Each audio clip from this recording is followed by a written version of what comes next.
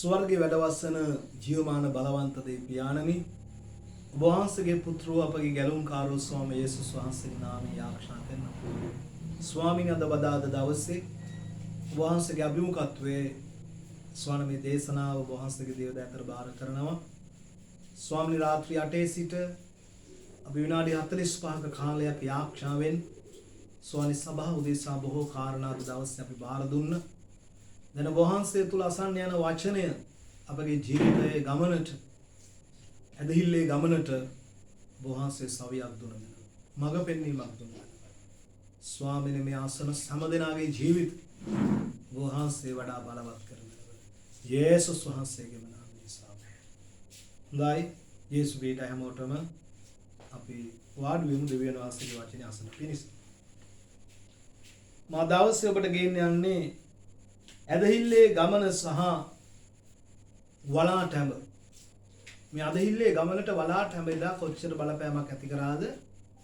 ඇදහිල්ලේ ගමන ඉතා වැදගත් පණිවිඩයක් අද දෙන්න යන්නේ. ඔබේ ගමන ඇදහිල්ලෙන් වුණොත් ඔබේ ගමන කවදාවත් පරාජය වෙන්නේ නැහැ සෙනෙවන්. ඔබේ ගමන ඇදහිල්ලෙන් නම් ඔබ ගමන් කරන්නේ. ඔබ බලවත් දේවල් අත්විඳින්න යනවා. ඔබ ඇදහිල්ලෙන් නම් ගමන් කරන්න යන්නේ. කවදාවත් ඔබේ ගමන නිෂ්ප්‍රයෝජන වෙන්නේ නැහැ. ඔබ ඇදහිල්ලෙන් නම් ගමන් කරන්න යන්නේ. කවදාවත් ඔබ පරාජය වෙන්න යන්නේ නැහැ. ඔබ මුලා වෙන්න යන්නේ නැහැ. ඔබ අසරණ වෙන්න යන්නේ නැහැ. ඔබ ජය ගන්න යනවා.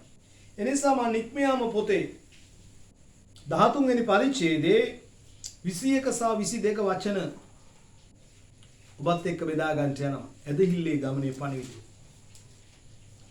නික්මයාම පොතේ 13 වෙනි පරිච්ඡේදයේ 21 සහ 22 කියන වචන මේ බලන්න අපි හැමෝම බයිබලයේ ළඟ තිබෙනවා නම් අරගෙන අප කියවන්ට සූදානම් වෙමු. හැමෝම බයිබලයේ වචන අරගෙන මේ කියන වෙලාවේ කියවන්න පුළුවන් නම් ඉතා වැදගත්.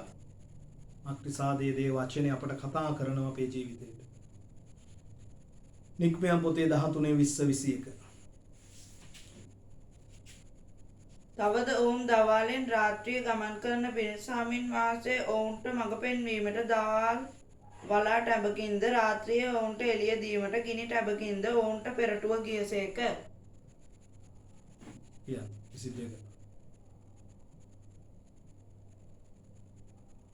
දවාල වලා ටැඹද රාත්‍රියේ ගිනි ටැඹද සෙනග ඉදිරියෙන් පහව නොගියේය. සෙනග ඉදිරියෙන් පහව නොගියේ.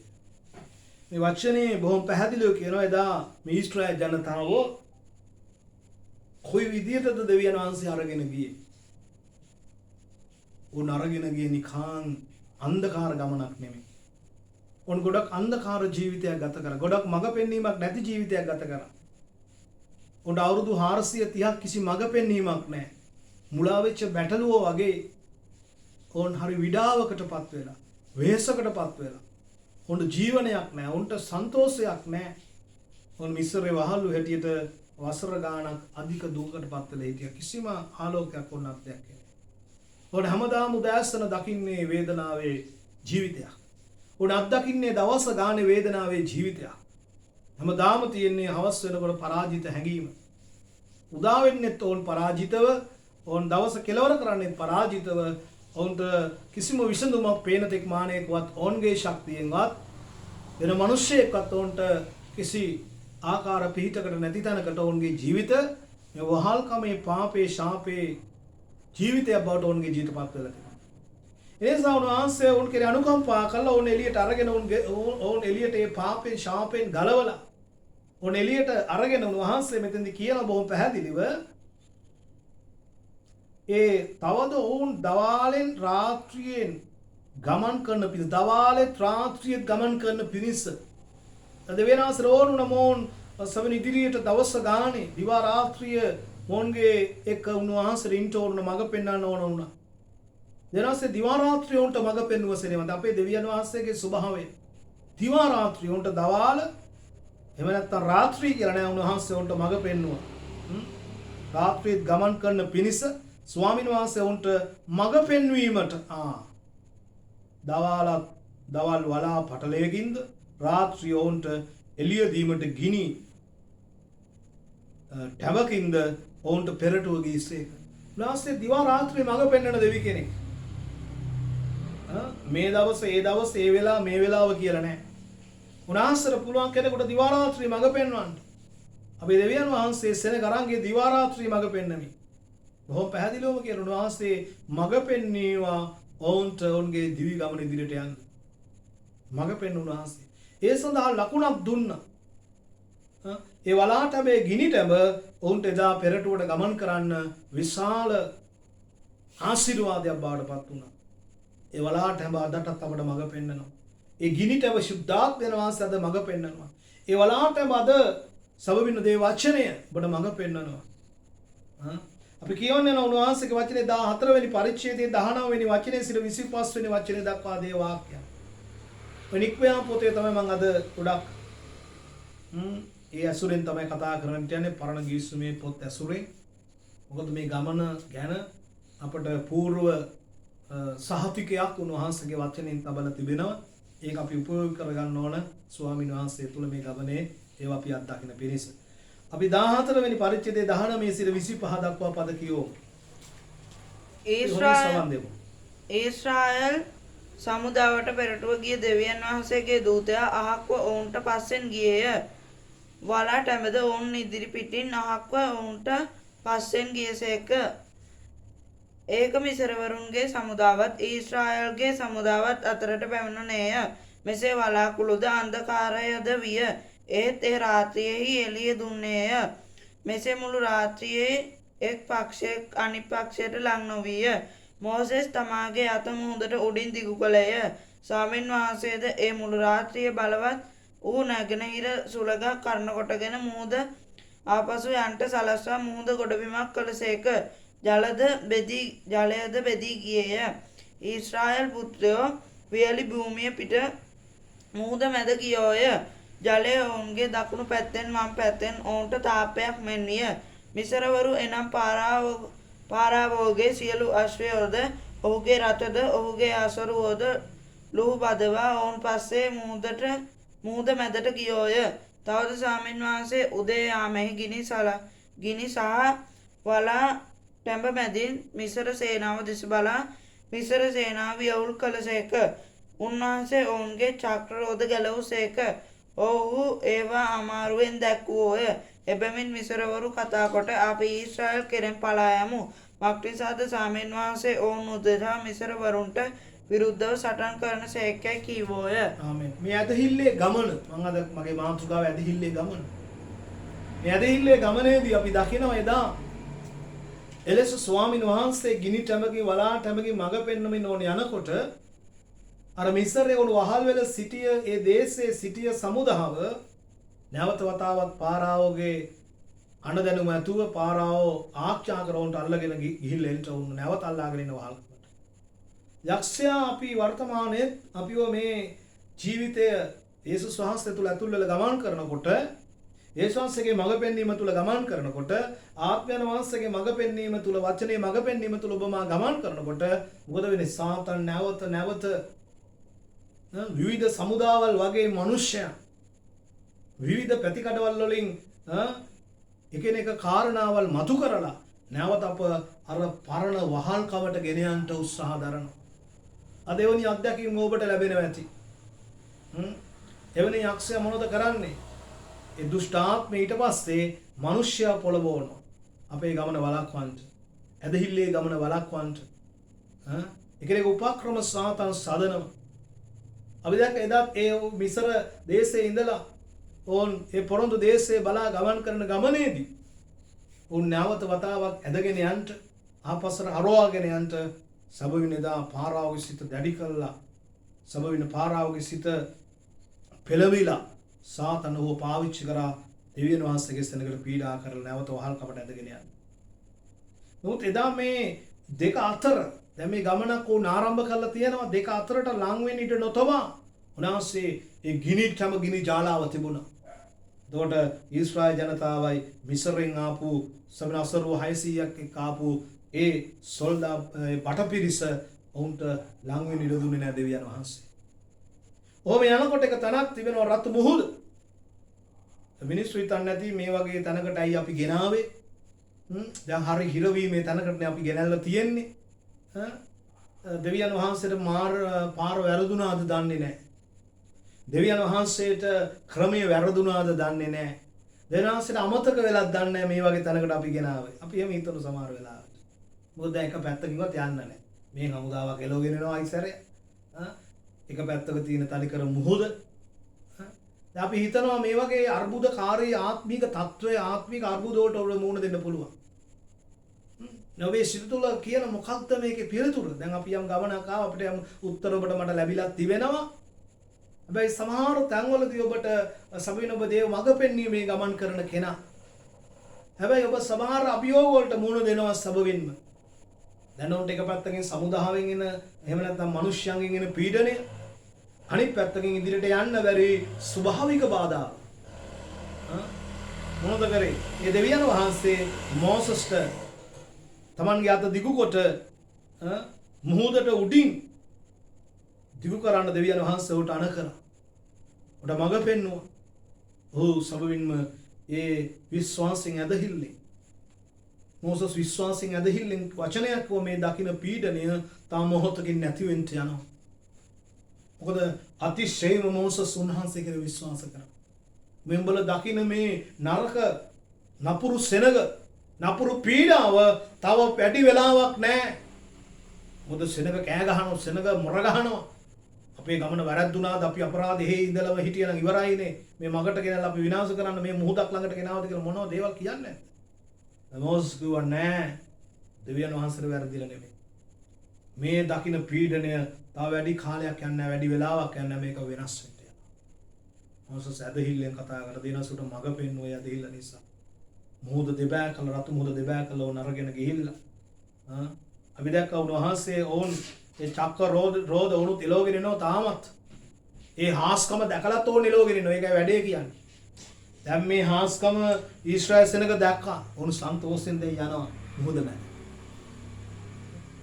ඒ හාස්කම දැක්කා මිසරයොත් දැක්කා. මිසරයෝ දැකලත් ඒ හාස්කම දේව හාස්කම උඩින් උනුත් ගමන් කරන්න යනවා. හැබැයි ඔක්කොම සම්පූර්ණ කරන්න බැරි වෙනවා. මොකද වෙන්නේ? අතරමැද ඔවුන්ගේ සැලැස්ම දෙවියන් වහන්සේ අවසන් කරනවා. සතුරාගේ සැලැස්ම දෙවියන් වහන්සේට වෙනස් කරන්න පුළුවන්. සතුරා කොතරම් ලුහු බැඳ ඔබත් එක්ක ආවත්, බාධා මොනතරම් ඔබත් එක්ක ආවත්, ඒ බාධා වෙනස් කිරීමේ සැලැස්ම උන්වහන්සේ අතේ තියෙනවා. ඒ බාධාව නතර කිරීමේ ආධිපත්‍යය උන්වහන්සේ අතේ තිබෙනවා. පේනවද? ඒ නිසා සබිනෝන්ට වැඩි දුර ගමන් කරන්න ලැබුණේ නැහැ. මොනද උනේ? ඒ 25 වෙනි වචනේ කියන උන්වහන්සේ උන්ගේ චක්‍ර රෝද ගැලවුසේක. ඒ කරත්තවල රෝද ගැලවුණ සමවින්ම මගක් දුරට එනකොට මුහුද මැද හරියදී. ඔහු ඒවා අමාරුවෙන් දැක්වුවා. අමාරුවෙන් දැන් දක්කගෙන ඉස්සරහට යන්න. එබැවින් මිසරවරු කතා කොට අපි ඊශ්‍රායල් කෙරෙන් පලා යමු. දැන් තවදුරටත් මේගොල්ලෝ පස්සේ ගිහිල්ලා හරියන්නේ නැහැ. දැන් අපි තද අමාරුවකට වැටලා තියෙන්නේ. දෙරන්සෝන් වියෝල් කරා. අපි ඊශ්‍රායල් කෙරෙන් පලා යමක් නිසාද ස්වාමීන් වහන්සේ ඔවුන් උදෙසා මිසරවරුන්ට විරුද්ධව සටන් කරන දෙවියන් වහන්සේ සටන් කළේ. අපි උන්වහන්සේගේ මඟ පෙන්වීමට ඔබ ගමන් කරනවා නම් ඔබ සටන් කරන්න ඕන නෑ. දැන් අපි බොහෝ දුරට දෙවියන් වහන්සේගේ මඟ පෙන්වීම නැතුව අපේ සිතුවිලි වල අපේ අදහස් වල යනකොට අපිව සටන් කරලා අපිව පරාජය. මේ සටන් වලදී අපි දැක්කා ඉතිහාස අවස්ථා ගණනාවක් මේ ලියවිල්ලේ පෙන්වන පුරාණ කිවිසුම තුල ඒ ස්වාමින් වහන්සේගේ වචනේ අනුව ක්‍රියා කරන හැම විටකම උන්වහන්සේ සටන බාරගත්තා. ස්වාමීන් වහන්සේගේ මඟ පෙන්වීමට වැඩ කරනකොට ඒ සටන උන්වහන්සේ බාරගත්තා. උන්වහන්සේ ගහකට කීකරු වෙනකොට උන්වහන්සේ සටන බාරගත්තා. ඒ ඇදහිල්ලේ ගමන තුල උන්වහන්සේ සටන බාර ගන්නවා. ඔබ ගමන් කරන ඇදහිල්ලෙන් නම් මේ ජීවිතේ. ඔබ ගමන් කරන ඔබගේ ආර්ථිකය තුල ඇදහිල්ලෙන් නම්. ඔබේ පෞල් ජීවිතයේ ගමන් කරන ඇදහිල්ලක නම්. ඔබ රක්රස්සාව කරන ඇදහිල්ලෙන් නම්. ඔබ කරන යම් කිසි සේවයක්ද ඒක ඇදහිල්ලෙන් නම් කරන්නේ. මම ඔබට එක දෙයක් කියනවා. එක දෙයක් දෙවියන් වහන්සේ තුල ඔබට මා කියනවා. ඔබ ඇදහිල්ලෙන් ගමන් කරනව නම් ඔය කොයි දේ උඩත් ඔබට අමාරුකම් වේවි, බාධා වේවි. හැබැයි බාධා පරාජය වෙලා ඔබ අවසානයේ ජය ගන්නට යනවා සෙනෙවා. ඔබේ රැකීරස්සාව ජය ගන්නට යනවා. ඔබේ අධ්‍යාපනයේ ජය ගන්නට යනවා. ඔබේ පෞල් ජීවිතේ ජය ගන්නට යනවා. ඔබේ යම්කිසි කරන කාර්යයෙන් ඇද්ද ඒව ජය ගන්නට යනවා. ඔබ දේවයන් වහන්සේගේ හඬට ඇදහිල්ලෙන් යුක්තව කීකරු වෙන්න ඕන. ඇදහිල්ල නැතුව දේව වචනේ කීකරු වෙන්න බෑ කෙනෙකුට. උඩ ඇදහිල්ල නැතුව සබින යන්න බෑ. ඒ නිසා මේ ඇදහිල්ලෙන් මේ ගමනේ බලන මොන් ජයගත්තු තැන් අපි කියන්නේ යනවා 40 වෙනි පරිච්ඡේදයේ දැන්. එනික්මයන් පොතේ 40 වෙනි පරිච්ඡේදයේ 36 සිට 38 දක්වා පද.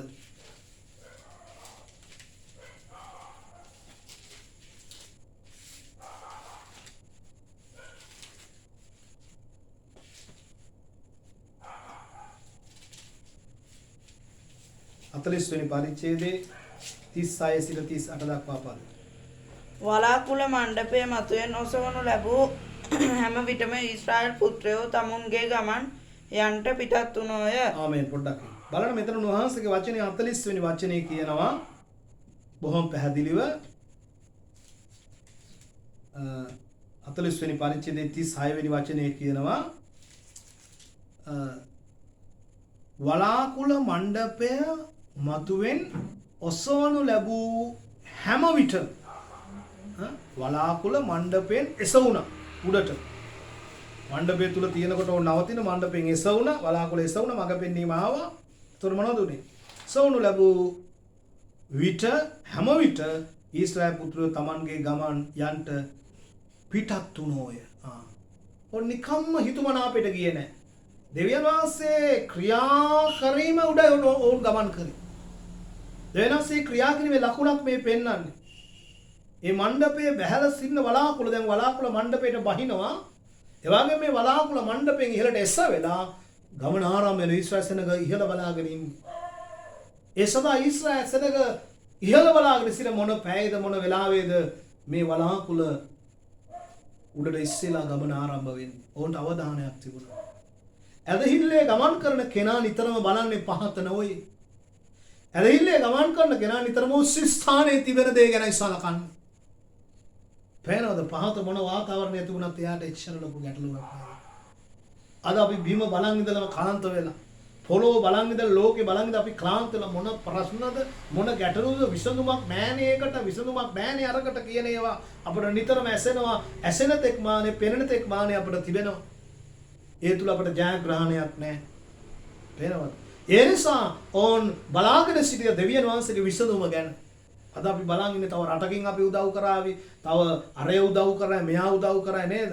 අද රජයට පවා කොච්චර හිරවීමකට ලක් වෙලාද? ඒ විසඳුමක් නැහැ මිනිස්සෙකුට. මඟ පෙන්වන්න හරි පැහැදිලි මඟ පෙන්වීමක් නමුත් මේ ජනතාවට මේ කණ්ඩායමට පැහැදිලි මඟ පෙන්වීමක් දෙවියන් වහන්සේ ලබා දුන්නා. ඕනෑවට කී කරුණා. ඒ මඟ පෙන්වීමට කීකුරුනේ වලාකුළ මඟ පෙන්වන හැම වෙලාවකම වුන් පිටත් වුණා කියලා බයිබලයේ කියනවා. අද දේව වචනේ ඔබට කියන්නේ මොන දෙයක්ද කරන්න කියලා හැම විටම මේක කරන්න. ඒ තමයි වලාකුළ නැමැති වචනේ අද ඔබට තිබෙනවා. ඒ ගිනිටම නැමැති සුද්ධාත්මයන් වහන්සේගේ පෙළඹවීම මඟ පෙන්වීම ඔබට අද තිබෙනවා. එදා මෙන්න මේක අදක් තියෙන හොඳට මතක තියාගන්න. ඒක නිසා උන් හැම විටම මේ ලස්සන වචනයක් කියන්නේ. ඕන හැම විටම උන්ට වලාකුළ ඒ මණ්ඩපයෙන් උඩට ඉස්සිලා ඒක ගමන් කරන ඒ හැම වෙලාවකම ඔවුන් එලෙස සබිනේ වලාකුළ පිටුපස උන් ගමන් කරා. වලාකුළ පිටුපස ගමන් කරා. අපි කියමු දෙවියන් වහන්සේගේ වචනේ. ඊට පස්සේ මත්සාද එහෙත් වලාකුළ ඔසවනු ලැබුණොත් ඒක ඔසවනු ලබන දින දක්වා ඔහු ගමන් නොකර සිටියෝය. ආමේන්. 37 ඇදහිල්ලේ ගමනේ ස්වභාවය. මෙන්න බලන්න. එහෙත් වලාකුළ ඔසවා ගන්නු නොලැබුවහොත්. ඒ කියන්නේ වලාකුළ හැම තිබෙනවා නම් ඒ වලාකුළ බහින සමුක වීමේ කුඩාරමට ඒ වලාකුළ එහෙම තිබෙනවා නම් ඕන් කිසි දෙයක් කරේ නැහැ. ඕන්ගේ ශක්තියෙන් ඒ කියන්නේ ගමන් කරේ නැහැ. ඇදහිල්ලේ කෙනා තමන්ගේ ශක්තිය විශ්වාස කරලා ගමන් කරන්නේ නිසි දේව මඟ පෙන්වීමට ඔහු ගමන් කරන්නේ. ඒ නිසා මෙතන දෙවියන් වහන්සේගේ වචනේ කියන එහෙත් වලාකුළ ඔසවනු නොලැබුවොත් ඒක ඔසවනු ලබන දින දක්වා ඔවුන් ගමන් නොකර සිටියෝය. දවසයිද දෙකයිද තුනයිද හතරයිද ඔවුන් මඟ පෙන්වීම වෙනකන් ඉතින් බලන්න කොච්චර ඉවසිල්ලක් තියෙනවද. ඇදහිල්ලේ මිනිස්සු අතර ලොකු ඉවසිල්ලක් තියෙන්න ඕන. පේනවද? ඉවසිල්ලෙන් ඔවුන් බලාගෙන හිටියා. ඉවසිල්ලෙන් අවධානයෙන් ඇදහිල්ලේ මිනිස්සු නිතරම අවධානයෙන් ඉන්න කෙනෙක්. ඉවසිල්ලෙන් ඉන්න කෙනෙක්. මේ දේවල් හරි වටින වචන දෙවියන් වහන්සේ තුල අපට දවසේ මඟ පෙන්වන්නේ. අපි කියමු ඊළඟ වචනේ 38. මක්නිසාද මණ්ඩපයේ උඩු දවාලෙහි ස්වාමීන් වහන්සේගේ වලාකුළද රාත්‍රියේ ගින්නද මුළු ඊශ්‍රායල් වංශයේ ඇස් ඉදිරියේ ඔවුන්ගේ සියලු ගමන්වලදී වූයේය. සියලු ගමන්වලදී වනාකුලත් එක්කයි ගමන් කර සියලු ගමන්වලදී. පැහැදිලිව තියෙනවා. මක්සාද මණ්ඩපය උඩ දවාලේ ස්වාමීන් වහන්සේගේ වලාකුළද රාත්‍රියේ ගින්නද මුළු ඊශ්‍රායල් වංශයේ ඇස් ඉදිරියෙහි ඔවුන්ගේ සියලු ගමන්වලදී වූසේක. ගිනි තැඹයි වලාකුළයි ඒක රාත්‍රිය සහ දවාලේ උන්ට ආවරණයක් දෙනවා. මඟ පෙන්වීමක් දෙනවා. ඔවුන් ගමන් කරපු හැම ගමනක්ම ගිය මඟ පෙන්වීම. ඇදහිල්ලේ මිනිස්සයා කරන හැම දෙයක්ම කරන්නේ ඇදහිල්ලේ. ඇදහිල්ලේ ගමනක් තුල සිදුවෙන්න ඕන හැමදේම ඇදහිල්ලේ. එකක් අපි ඇදහිල්ලේ කරලා අනිත් ඔක්කොම කරන මානසිකව. අද බොහෝ වෙලාවට අපි එහෙමයි. අපේ ඇදහිල්ල තියෙන කොටසකට විතරයි. නේද? අපි ගන්න කියනකොට විතර ඇදහිල්ල දෙන්න කියනකොට ඇදහිල්ල නැහැ සමහර අයට. දුන්නොත් නැති වෙයි පාස්ටර්. දුන්නොත් හිඟ වෙයි පාස්ටර්. සමහරට ගන්න ඇදහිල්ල තියෙන.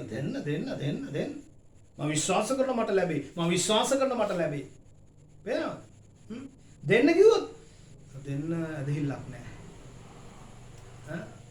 සමහර විදිය අපි සේවය අපි කරන්නම්කෝ තා කමක් නැහැ එන්න කරමු කියලා කියනවා. එන්න සේවයට යමු කියලා කිව්වොත් ඇදහිල්ලක් නැහැ සේවයට එන්න.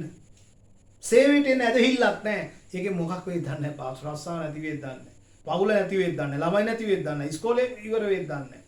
අධ්‍යාපනය නැති වෙයිද දන්නේ නැහැ. පේනවද? ඒ නිසා එදා මේ මිනිස්සුන්ට ඔය ඔක්කොම අවශ්‍යතාවයල් තිබුණා. ඔබ හිතන්න එපා මේ අද මිනිස්සුන්ට විතරයි මේ හැඟීම්, මේ දැනීම්, මේ අවශ්‍යතාව මේ ජීවිතේ තියෙන්නේ මේ කාලෙට විතර නෑ. ඒ කාලෙත් තිබුණා. ඒ කාලෙත් හැඟීම් තිබුණා, අවශ්‍යතාවයන් තිබුණා, ජීවිතේ තිබුණා. අද මේ නූතන සමාජය තුල තිබෙන කාර්යක්ෂමතාවය කියයි, දියුණුව කියයි, නවීනකම කියයි මේ ඒ කාලෙත් තිබුණා මේ මිනිස්සුන්ට. මේ කුසගින්නම ආවා, මේ අවශ්‍යතා හැඟීම් තිබුණා, මේ නුවණ ඕන්ට අවශ්‍ය වුණා. මේ හැමෝම අවශ්‍ය හැමදේම. අද කාලේ විතරක් නෙමෙයි.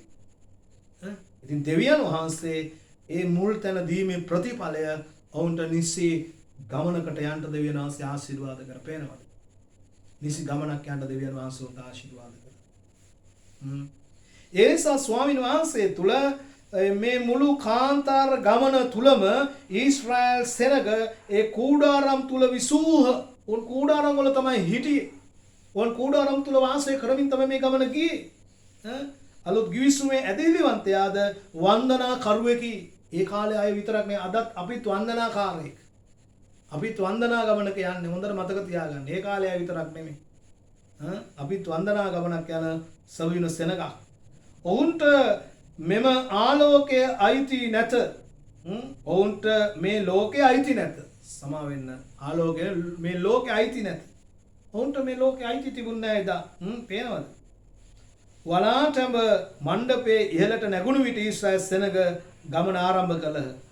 වලාටඹ නැවතුණු විට ඊශ්‍රායල් සෙනග නැවතුණේය. ඔවුන් නවතින තැන මණ්ඩපය ඉදි කරන ලදී. එවිට වලාටඹ අතිශුද්ධ ස්ථානය වෙත වැඩම කළසේක. බොහොම පැහැදිලි ගමනක්. ඔවුන් වන්දනා ගමන කොච්චර අසිරිමත් ගමනකද සිටියේ. ඔවුන්ට අවශ්‍යතාවයක් තිබුණේ නැද්ද? ඔවුන්ට උවමනා විපාකයක් තිබුණේ නැද්ද? ඒවා 100% දෙවියන් වහන්සේ සැපෙව අදට වඩා.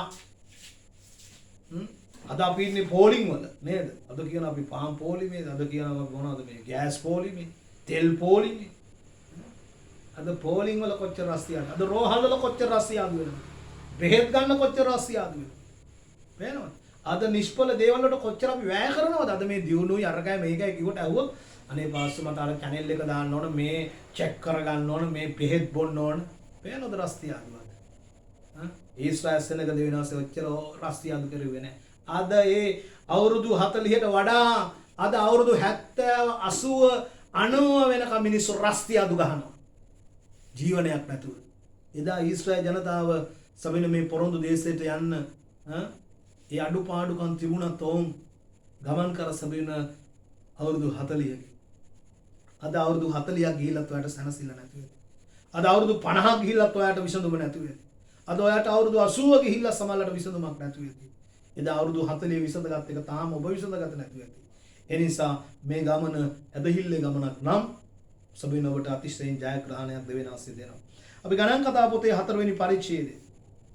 ඒ වගේම අපි 9 වෙනි පරිච්ඡේදයේ 15 සිට 23 දක්වා අපි කියවන්ට යනවා. ගණන් කතා පොතේ 9 15 සිට 23 දක්වා පද බලන්න.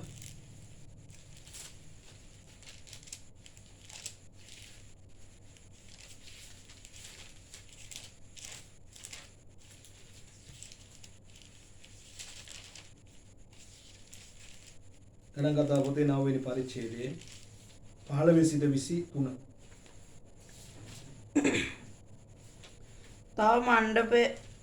තවද මණ්ඩපය පිහිට වූ දවසේදී වලාකුළකින් මණ්ඩපය එනම් සාක්ෂි කූඩාරම් වැසුණේය. සවස් වූ කල මණ්ඩපය මැත්තේ ගින්නක් වැනි පෙනීමක් පහන් වනතුරු තිබුණේය.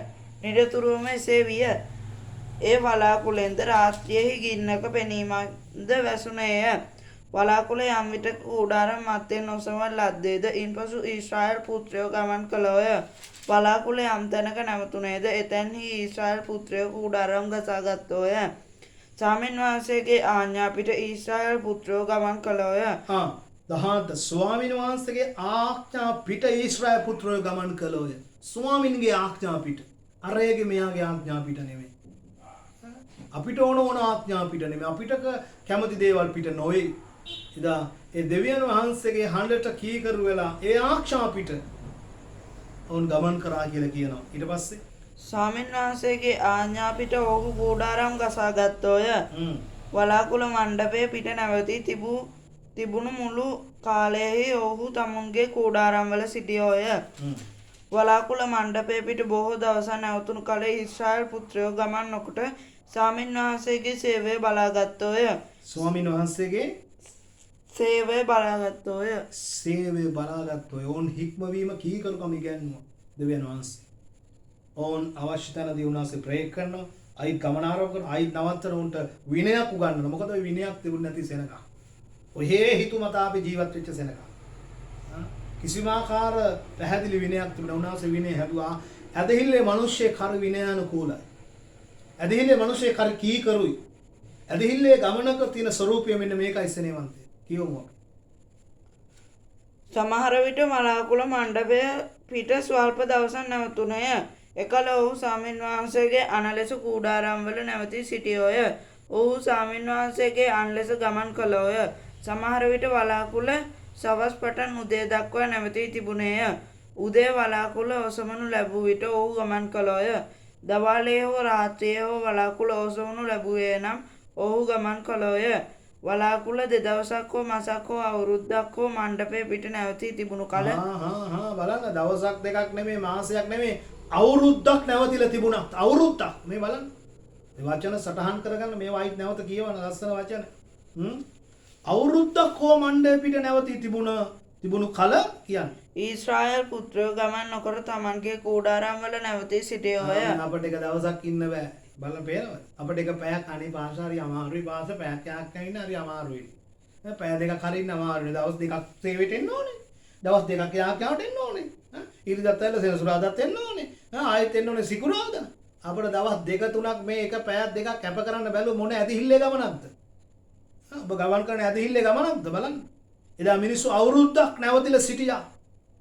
අවුරුද්දක් සමින් උන්වහන්සේගේ මඟ පෙන්වීම වෙනකන් ඉවසිල්ලෙන් සිටියා. අද ඔයාලට මට තියෙනවද එහෙම ඇදහිල්ලක් ඉවසිල්ල? පේනවද මේ ගමනේ රහස? ඒ උරුමයක් ලබන ගමනක රහසක් මේ කියන්නේ. ඇදහිල්ලේ ගමන කියන්නේ. නුමුත්තේ ඔසවනු ලැබූ කල ඔහු ගමන් කළෝය. ස්වාමීන් වහන්සේගේ ආඥා පිට ඔහු කූඩාරම් ගසාගත්තෝය. ස්වාමීන් වහන්සේගේ ආඥා පිට ඔහු ගමන් කළෝය. ස්වාමීන් වහන්සේ මෝසෙස් ලවා අණ කෙරෙව් හැටියට ඔහු ස්වාමීන් වහන්සේගේ සේවය බලාගත්තෝය. සේවය බලාගත්තා. අන්න කරලෙස නායකයට 100% කීකරුණා. ඒ නායකයට ඉහලින් ගියේ නැහැ. අද නායකයටත් උපදෙස් දෙන්න. අරම කරන්න පාස්ටර් මෙහෙම කරන්න පාස්ටර්. යාඥා කළ දෙවියන් වහන්සේද කිව්වේ. දෙවියන් වහන්සේද මඟ පෙන්වුවේ. කොච්චර යාඥා කරාද? ඒ නිසා සෙනෙවන්තය එදා ඒ මෝසස්ගේ හඬට සෙනඟ කීකරුණා. ඒ දෙවියන් වහන්සේගේ හඬට කීකරුණා. ඒ නිසා අපි මේ ගමනේදී ඇදහිල්ලේ ගමන් කරන කෙනා නායකයට කීකරුයි. ඇදහිල්ලේ ගමන් කරන කෙනා සෙනෙවන්තය දෙවියන් වහන්සේ තුල ඒ කීකරුකම සමින අපිට පේනවා. අපි කියවන්න යනවා තා දුරටත් මේ වචන වලින් මේ රාත්‍රියේ අපි ඉගෙන ගන්න යනවා. 10 වෙනි පරිච්ඡේදයේ 33 ඉඳලා 36 දක්වා. ගණන් කතා පොතේම 10 වෙනි පරිච්ඡේදයේ 33 සිට 36 දක්වා පද. ඔහු ස්වාමීන් වහන්සේගේ කන්දෙන් පිටත්ව 3 දවසක ගමන් ගියෝය. ස්වාමීන් වහන්සේගේ ගිවිසුම් පෙට්ටියද ඔවුන්ට නවතින තැන සොයන පිණිස ඔවුන්ට පෙරටුවෙන් 3 දිනක් ගමන් කළෝය. ඔහු කදවරෙන් පිටත් වූ කල ස්වාමීන් වහන්සේගේ වලාකුළ දවාලෙහි ඔවුන්ට උඩින් තිබුණේය. තවද ගිවිසුම් පෙට්ටිය පිටත් වෙන කල මෝසෙස් කියනුවේ ස්වාමීන් වහන්සේ නැගිටුණු මැනව ඔබගේ සතුරෝ විසිරේ ඇත්තා. ඔබට වෛර වන්නෝද ඔබ ඉදිරියෙන් පලා ඇත්තයි කීවේය. ගිවිසුම් පෙට්ටිය නැවතුණු කල ඔහු ස්වාමීන් වහන්සේ ඊශ්‍රායෙල් වරුන්ගේ දහස් ගණන් වලින් දසදහස් දෙනා වෙතට හැරී යාව මැනවයි කීවේය. මෝසස්ගේ සිරිතක් තුනෝන් ගමන් කරනකොට අපේ ආරම්භ ක්‍රම කියන ස්වාමීනි ඔබ වහන්සේ අපේ ගමනට ජය දෙන්න අපිට තියෙන සියලු සතුරු විසිරලවා ජය දෙන්න කියලා සබින ඔහු කියනවා. ඒ වගේම ඔවුන්ගේ ගමන් නිම වුණාට පස්සේ සබවින්ම ඔහු ප්‍රකාශ කරනවා ඊශ්‍රායල්ගේ දහස් ගණන් වලින් දසදහස් දෙනා වෙත හැරි උන්වහන්සේට ආරාධනා කරා. බලන්න ඔහුගේ දින ඒ දෙවියන්වහන්සේ ගමන් කර ඇදහිල්ලේ රහස් සබවින්ම ඉතින් ඒ නිසා ඔවුන්ට ඒ ගමන බලවත් ගමනක් බවට පත් වුණා. අද අවස්සේ සබින මේ කොටස මම නිම කරලා මට මේකේ තව කරුණු ගොඩක් තිබෙනවා මේ ගමන ගැන ඔබත් එක්ක බෙදා ගන්න. ඒ නිසා ස්වාමීන් වහන්සේ තුල අපි ඉදිරි දවස්වල බලනවා මේක තව දුරටත් මේ දවසේ ඒ කියන්නේ බදාද දවසේ සබින මේ ගැන තව දුරටත් ඔබත් එක්ක බෙදා ගන්න මම බලාපොරොත්තු වෙනවා. ඉතින් බොහොම ස්තුතියි ස්වාමීන් වහන්සේ තුල ඔබගේ වටිනා කාලය දෙවියන්වහන්සේට කැප කිරීම ගැන. Hallelujah. Praise the Lord.